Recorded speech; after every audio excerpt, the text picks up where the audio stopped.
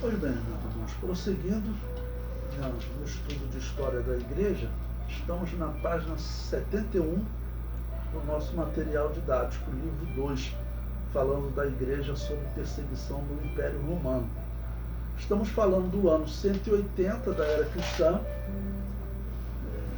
Agora vamos falar de um personagem importante desse período, que é Irineu de Lyon. Eu escolhi o ano 180 porque é considerado o ano que ele escreveu a sua principal obra, que é a obra Contra as Heresias, tá bom? Mas esse Irineu de Lyon, ele é conhecido porque ele era discípulo de Policarpo, que tinha sido martirizado 25 anos antes. Então, ele era muito conhecido por ter sido discípulo de um homem, Policarpo, que tinha sido discípulo diretamente de João. Por isso, Irineu de Lyon, nesse seu livro Contra as Heresias, ele por diversas vezes ele cita, que no caso, os pastores que ensinaram a ele, eles ouviram diretamente do apóstolo João. Ele chega a dizer, olha, eles ouviram João dizer isso. Então esse é um dos pontos que nós vamos estudar. É claro que nós estamos tratando aqui de história. Nós não vamos pegar os escritos de Irineu de Lyon, tratá-los como escritos sagrados da Bíblia, inspirados por Deus. Não.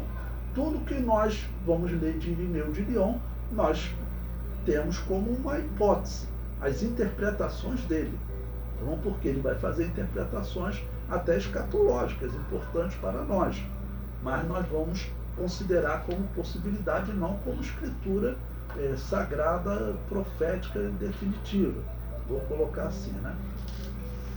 Pois bem, então, Irineu de Lyon, ano 180 da Era Cristã. Irineu era um pastor da igreja de Lyon, na região da Gália, atual França. Uma pausa. Essa região, irmãos, nesse período, ano 180, era uma região bárbara. Os romanos, eles estavam ocupando essa região, mas os povos bárbaros estavam lá revoltados, tanto que esses povos eles vão participar depois da destruição de Roma. Eles vão acabar dominando Roma. E acaba que essa região vai ser a dominadora do mundo antigo, junto com o Papa. Tanto que vai ser, com esses bárbaros da região da França, que o Papa vai criar, nos anos 800, o Sacro Império Romano Germânico. Então, essa era uma região ainda bárbara, tanto que se você for ler os livros de Irineu, que eu vou colocar depois lá no grupo para vocês, se vocês forem ler os livros de Irineu, você vai ver que ele escreve, dizendo que ele vive numa região de bárbaros, e que ele tem um linguajar simples, tá bom? Ou seja, ele não era como alguns filósofos, pensadores lá de Roma, professores que estavam escrevendo. Então ele descreve isso na sua literatura. Bom, era então uma região bárbara, mas havia nessa região uma grande igreja. Tanto que nós falamos que no ano 177, 3 anos antes, nós falamos para vocês das datas dos mártires de Lyon, uma igreja onde dezenas de cristãos foram mortos, torturados, e mortos nessa região. Bom, 3 anos depois, os cristãos estão vivendo escondidos, eles trocavam documentos, mas liberdade para atuar eles não tinham. Às vezes tinha alguma região que tinha um governador que ele era mais tranquilo, então não queria perseguir os cristãos. Às vezes ele tinha um servo que era cristão e que ele gostava muito. Vocês verão, isso vai acontecer com Constantino, o pai, com Constâncio, o pai de Constantino. O melhor professor da região que ele governava, que era da atual Inglaterra, o melhor professor era um cristão. Então diz a história que ele foi obrigado pelo imperador Diocleciano, nós veremos mais à frente, ano 300, que ele está perseguindo os cristãos, mas o melhor professor dele era um cristão. Então ele dificultava, vamos assim dizer, a perseguição. Ok? Tanto que esse professor sobreviveu. Pois bem, prosseguindo a leitura então de Irineu de Lyon, Ele substituiu o pastor Potino, que foi martirizado 3 anos antes, no ano 177. Quando Potino, com os seus 90 anos cumpridos, morreu em companhia dos mártires da Gália, Irineu recebeu em sucessão o episcopado da igreja de Lyon, que Potino havia regido. Sabemos que ele, em sua juventude, foi ouvinte de Policarpo. Não? Isso é o que diz essa fonte, Eusébio de Cesareia. Né? Irineu, que acredita-se viveu entre o ano 130 e 202, nesse período é difícil de você ter assim, documentos definitivos, claro, a igreja não tinha liberdade, até sobre a morte de Irineu, nós vamos ver mais tarde, depois que estudarmos as obras dele, tem alguns que dizem que ele foi martirizado, mas não se tem certeza, não tem um documento dessa época dizendo que ele tenha sido martirizado, mas entre os anos 180 e 202, normalmente se acredita que no ano 202 ele teria morrido. Bom, então Irineu fora discípulo de Policarpo de Esmirna, martirizado 25 anos antes, no ano 155. Inclusive, irmãos, Irineu diz a história que ele seria da cidade de Esmirna, que vocês sabem que fica muito distante da França, fica lá na atual Turquia, tá bom? Seriam meses de viagem, mas ele teria sido enviado como missionário, como ministro para aquela região, já que aquela região ela estava sofrendo muito, perdeu o seu principal pastor, e ele acaba assumindo essa igreja. Ok?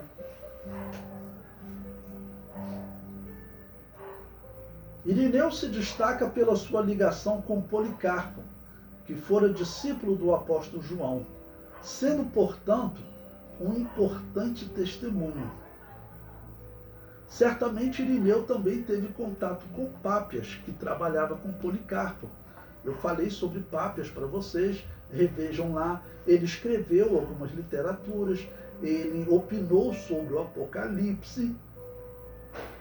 Quando eu falei sobre Pápias, eu falei que Eusébio de Cesareia, católico, ele não aceitou a interpretação de Pápias sobre o Apocalipse, dizendo que Jesus um dia voltará e implantará um reino na terra que durará 1000 anos. Tá bom? Essa é uma doutrina que até hoje nós pregamos. Nós acreditamos que Jesus voltará para arrebatar a igreja primeiro, depois salva Israel e reina sobre Israel por 1000 anos aqui na terra. Os católicos e protestantes, eles seguem o pensamento de Eusébio de Cesareia, que diz que Jesus não volta para reinar aqui na terra.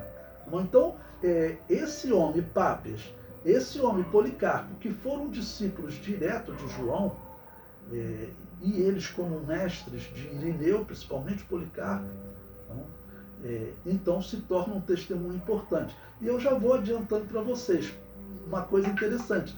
Vocês verão que a Igreja Católica deu sumiço nas obras de Irineu. As obras de Irineu só serão recuperadas por um humanista, um filósofo chamado Erasmo de Roterdã, que ele mesmo dizia que ele oficialmente era católico, mas que ele não aprovava nem a Igreja Católica nem a Igreja Luterana. Ele dizia, eu quero uma terceira igreja, porque essas igrejas que se matam, eu não quero. Infelizmente ele não chegou, se converteu ao anabatismo, mas ele que vai recuperar as obras de Irineu de Lyon. E por quê? Vocês vão ver aqui, quando nós formos ver as obras de Irineu de Lyon, que ele era pentecostal. E ele descreve que nas igrejas que ele conhecia, era comum o dom de revelação, né, o falar em línguas espirituais, tudo doutrinas que os católicos vão fazer desaparecer. Aí você entende por quê, quando você vai ler na história, eu peguei a própria obra dos católicos, eu tenho a coleção dos católicos, do que eles chamam de padres apostólicos, né? Lá tem a obra de Irineu, e na introdução o próprio tradutor, ele diz que a obra de Irineu, ela foi abandonada na história e ela só é recuperada em 1536, quando Erasmo de Roterdã publica essa obra. E a razão é essa. Então a razão é que ele Ele era pentecostal, vou colocar assim. O comentário prossegue. As obras de Irineu foram descartadas pela Igreja Católica. O humanista Erasmo de Roterdã, que recupera os seus escritos em 1536. Eu vou colocar aí exatamente a introdução da obra católica. O que eles comentam? Eles comentam, olha, ignorado na Idade Média, ou seja, aquele período que foi dominado pela Igreja Católica, desde a queda de Roma até a Reforma, todo esse período, né, pegando a Era das Trevas, todo esse período, a obra de Irineu os católicos não liam. Então, ignorado na Idade Média, Irineu foi retomado na Idade Moderna, a partir de Erasmo de Roterdã, mais ou menos em 1536, que publicou os principais trechos da obra Adversos Aéreos em 1526.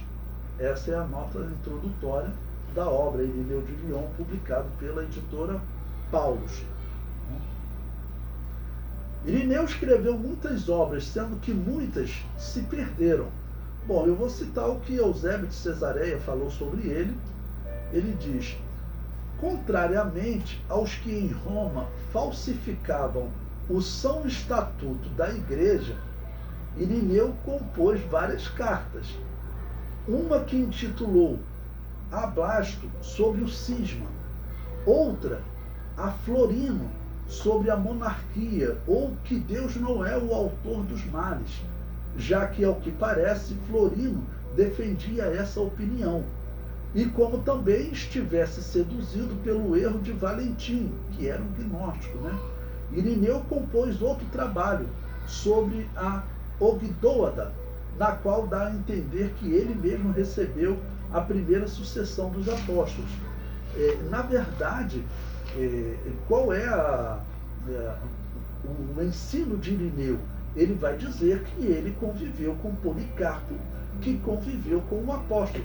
Mas ele usa isso não no mesmo sentido da sucessão dos católicos. E os católicos dizem que Pedro deu uma autoridade especial àquele que ele substituiu e que Deus escolheu essa igreja de Roma, não, para poder governar as igrejas do mundo. Essa é a história católica, que nós sabemos que não tem como ser verdadeira. Essa igreja de Roma, na história, ela vai se corromper totalmente. Tanto que o próprio Irineu, ele vai entrar em conflito com eles.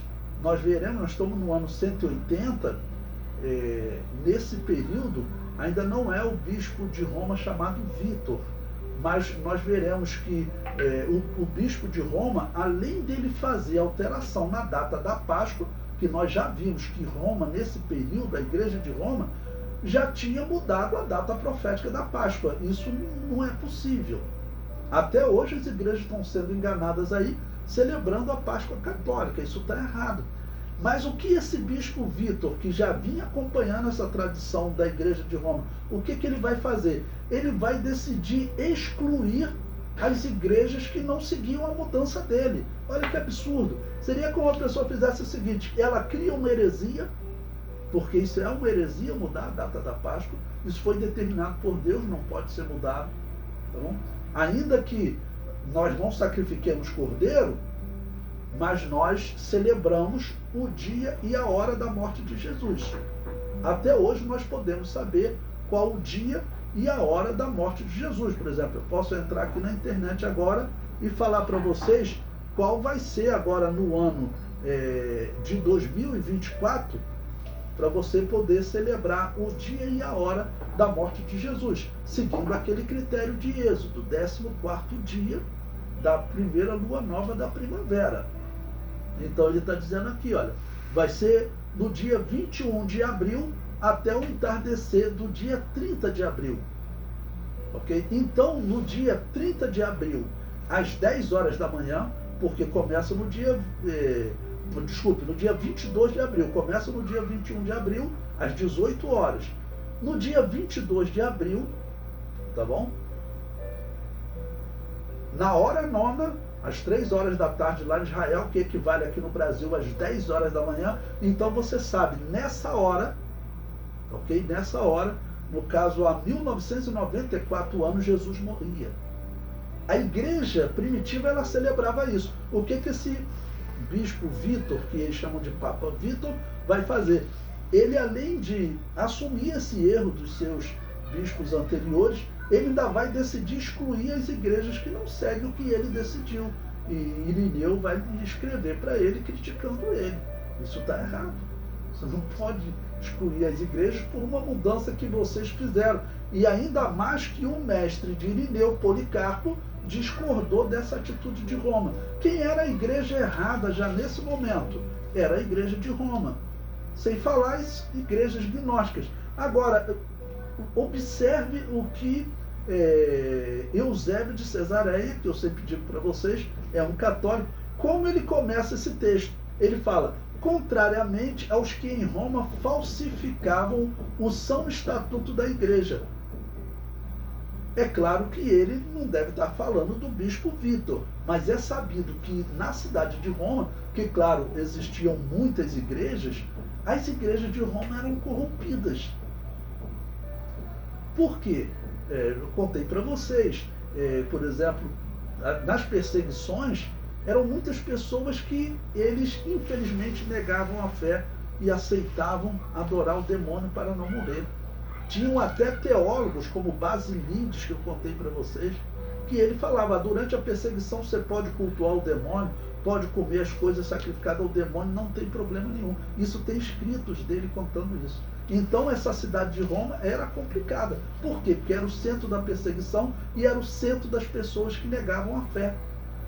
Esse é um tema que nós temos que estudar, irmão, já que os cristãos em geral falam que a perseguição voltará. Bom, para concluir esse tópico, eu escrevo aí: das obras que sobreviveram, temos Contra as Heresias e Demonstração da Pregação Apostólica. A obra Contra as Heresias é formada de 5 volumes. Bom, então o que eu fiz? Eu extraí alguns textos para nós podermos fazer uma leitura.